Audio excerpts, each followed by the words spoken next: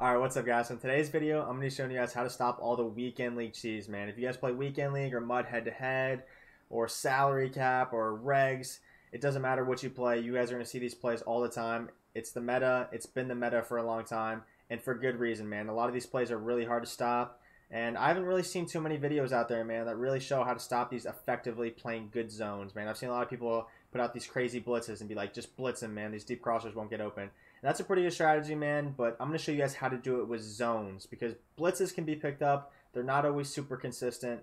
If you guys are really looking for a really good and consistent blitz, make sure you check out my past videos. But I'm going to be showing you guys how to do this in coverage, and I'm going to show you guys how to do it with the over G, which is in every playbook. So it doesn't matter what playbook you're running on defense, the over G will be in it. That's the great thing about it. The other great thing about it is it's actually a really great formation, man. It's been one of the best defenses all year. It's really good at shedding, and yeah, so I'm going to be showing you guys real quick. Right now, my first play I'm going to come out in is trips tight end, double sail. I'm going to go play by play. If there's a play that I don't show or go over in this video, please let me know in the comments below and I will go over it. So right here, my personnel is really important, man. I want safeties in the box. Safeties are the fastest, obviously. They're faster than linebackers. If you have someone like Shazier, if you're playing Mutt, you can use Shazier, definitely, but I'm really just looking for speed out here, man. At this point in the year, it's all about speed. And big hitters are great too, man. You want to get those fumbles, those strips. Those guys are going to help you accomplish that. But I'm going to come out in the cover 2. It's my favorite shell in this game. You can do this with anything, but cover 2 is my favorite to adjust out of. It's just really good, man. It's consistent. You know exactly what to expect. You can press out of it. You can get really creative with your adjustments. So that's the reasoning for that. So like I said, we're going against level sail on offense right here. Let me just show you guys a play art real quick. A really popular adjustment is just right here, streak the inside guy or the middle receiver. And then what you have right here is you have a flood concept on the left, a flood concept on the right. You have an in route. And this is a really tough play to stop, man. It really is. So what I'm going to do is I'm going to set up the shed defense. If you guys don't know how to set up shed, it's super simple. All you do is baseline and crash out. And then I'll show you guys right here. This D tackle right here, Young, is actually going to be looping around the outside. If they don't know how to slide protect, if they don't ID correctly, or even if they do, man, you get really good sheds out of this. Only rushing 3 or 4 people. It depends if you want to put a spy or not. There's always an option. You can always put Randall in a spy. If you think they're going to run, then don't do it. But if you know they're going to pass, that might be a really good option.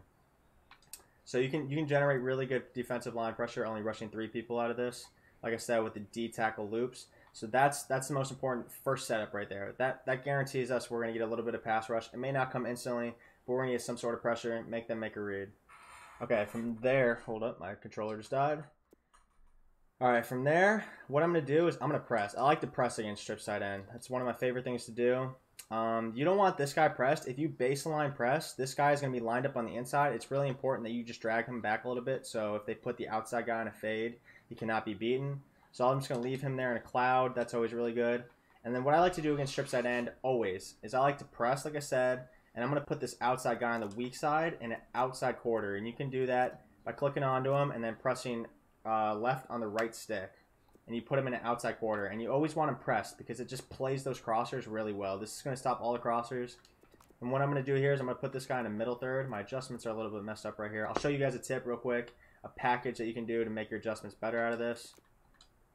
And then I'm gonna put this guy in a hard flat right here, man. And then this is probably what I'm going to run with right here. So let me show you guys what each zone is going to do.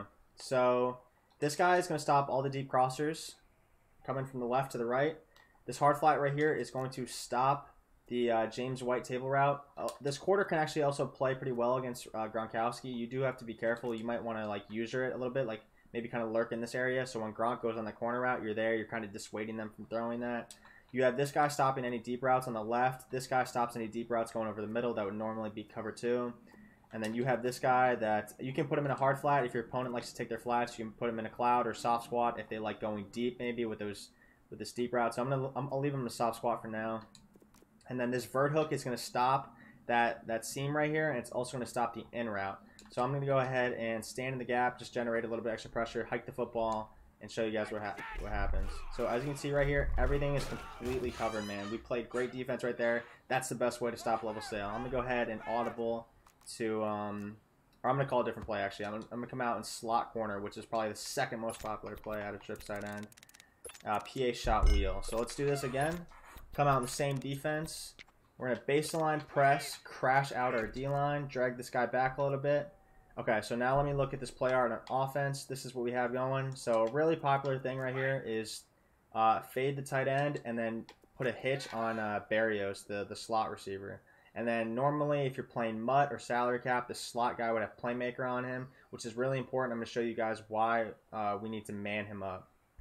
Alright, so what I'm going to do again is I'm going to put this outside guy in a quarter. As you can see right here, he's in a quarter. We'll put this guy in a middle third again. Drag this guy out maybe just a tad. And then right here, I'm going to man up Barrios. I'm going to man up Barrios with the slot guy. And we can drag him a little bit to the line if you want to, make him think we're blitzing, or you can drag him back a little bit. It's up to you. Whatever you want to do with him, you just leave him there.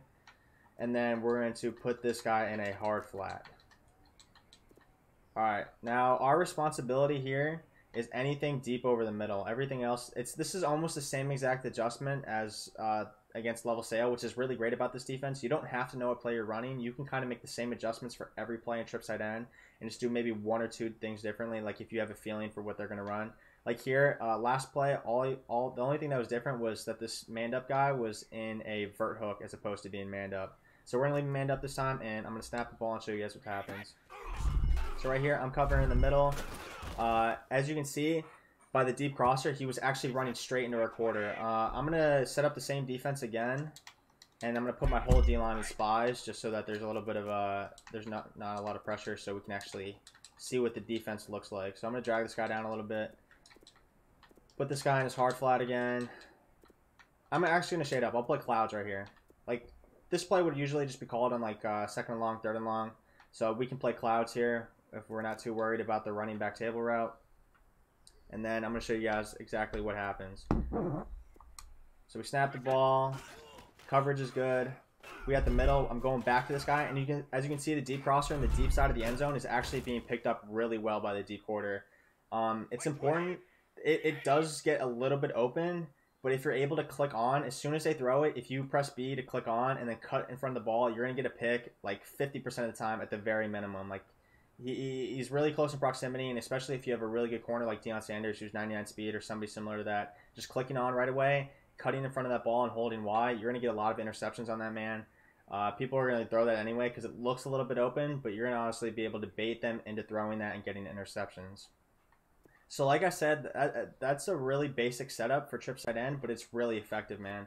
That's one of the cool things about guarding trip side end is you don't really have to make too many adjustments.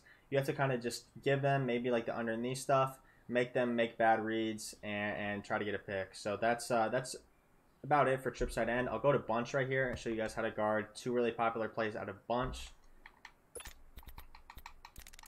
Alright, so let's go Buck Sail or Pat Sail and Curl Flat Corner. I'm sure if you guys play Weekend League, you guys have played those plays a ton of times, man.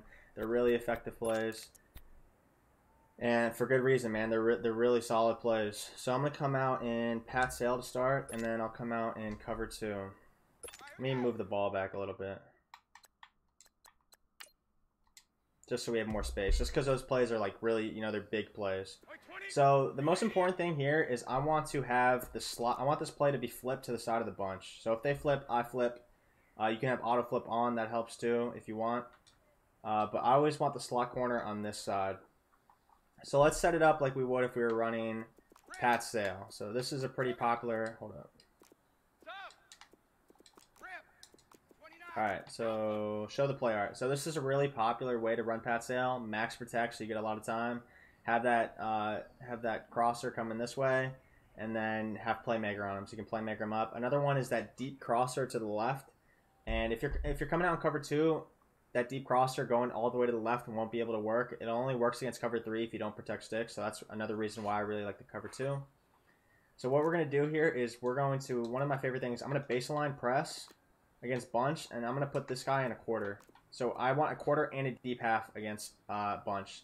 If you guys have played bunch, if you guys play competitively, you know there's a cover 2 beater to the outside where if you fade your outside guy and then have a streak on the inside slot receiver as well, it's a great way to torch cover 2. So the best way to combat that is putting this guy in an outside quarter and then also having this guy right here in a deep half. Then what I'll do from there, hold up, I'll show you guys that tip I was talking about earlier. When you come out in over G, what you want to do is you want to go to packages and you want to go to slot cornerback.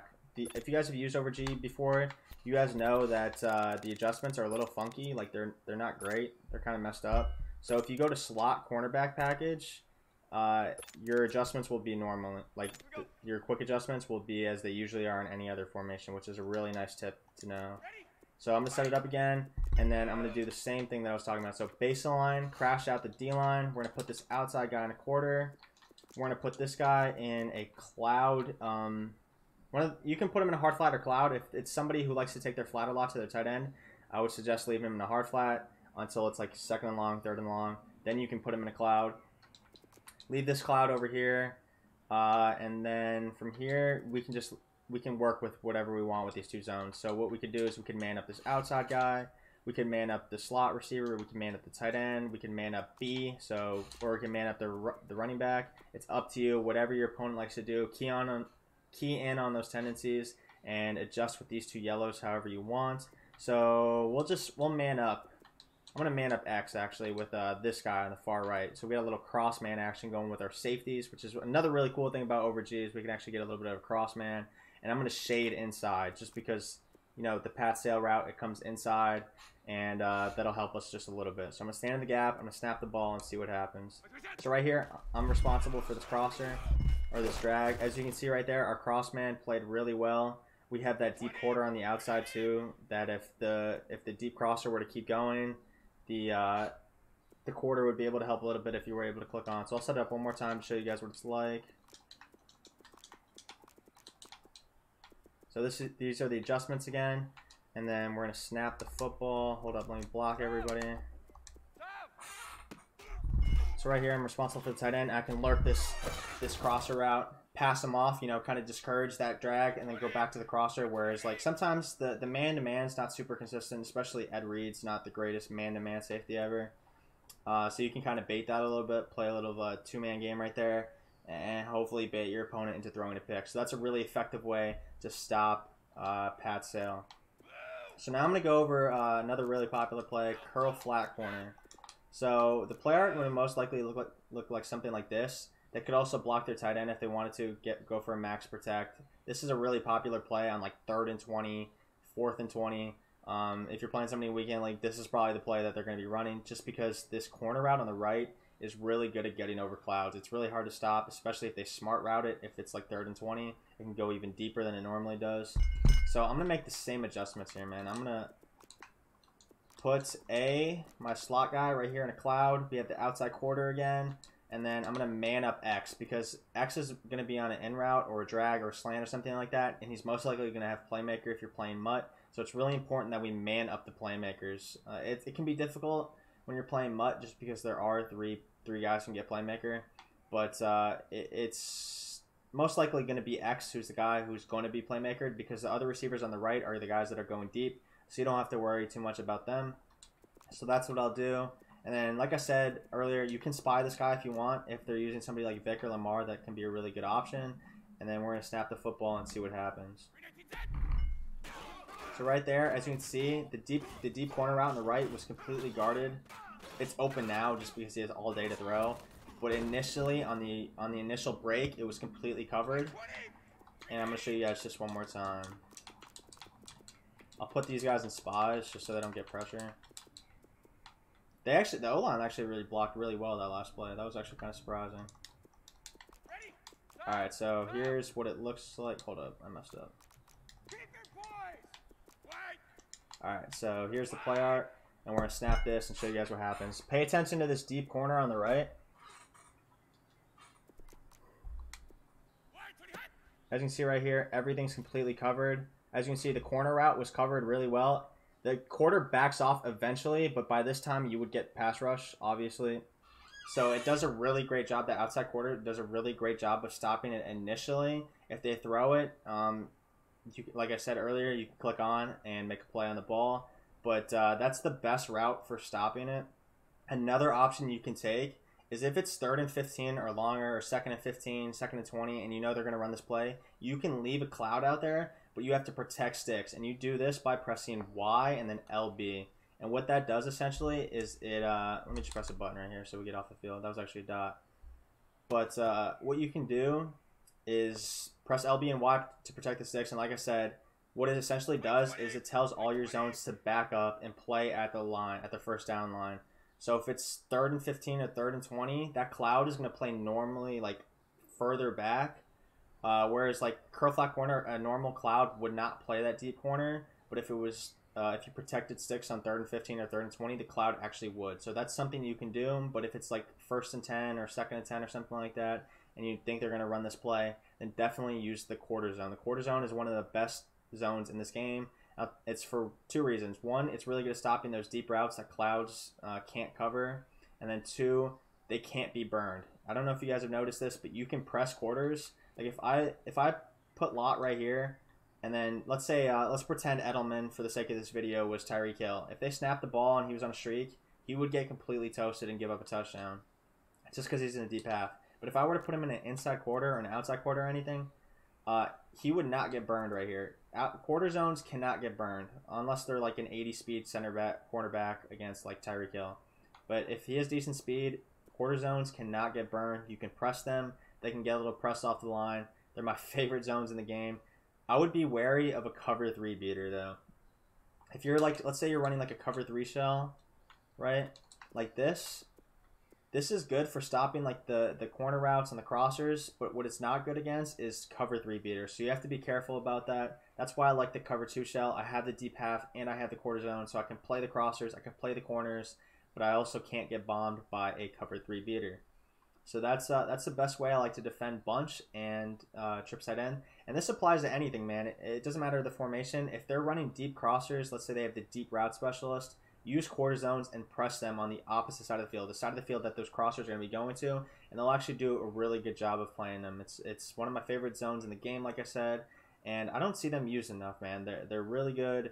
They're going to take your defense to the next level, and if you're having trouble stopping these really hard plays, then this is something that you can definitely try out that's going to give you that extra boost, get you those turnovers, and help you win more games in Weekend League. So if you guys want to know how to stop any more plays, just let me know below, and I will go over them in the next video. But thank you guys for watching, and please like and subscribe. Thank you guys.